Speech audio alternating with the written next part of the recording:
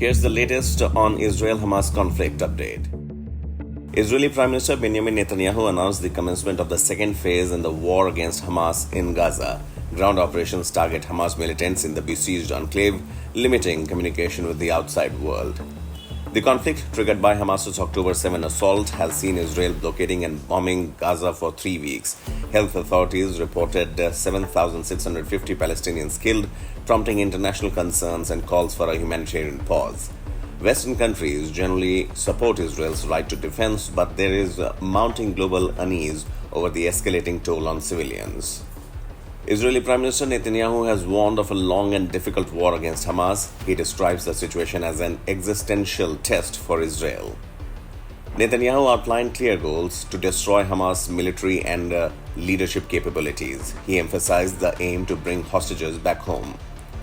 The United Nations has warned of potential catastrophic consequences as Israeli ground forces continue in Gaza. UN says thousands more civilians in Gaza could be at risk. Israel also reports at least 230 hostages, including foreigners, taken to Gaza. Hamas claims nearly 50 hostages killed in Israeli airstrikes.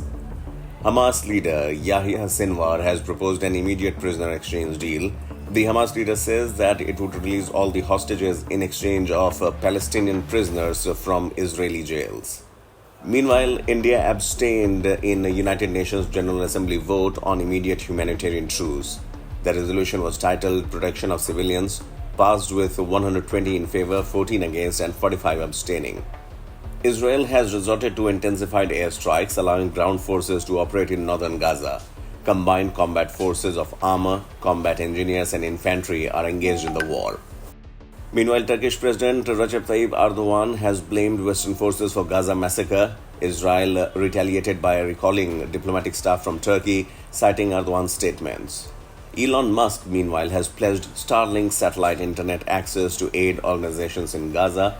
He responded to a communication blackout affecting emergency services.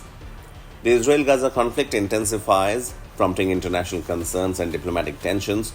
The situation remains fluid, with humanitarian issues, political statements, and military actions shaping the evolving narrative in the Middle East.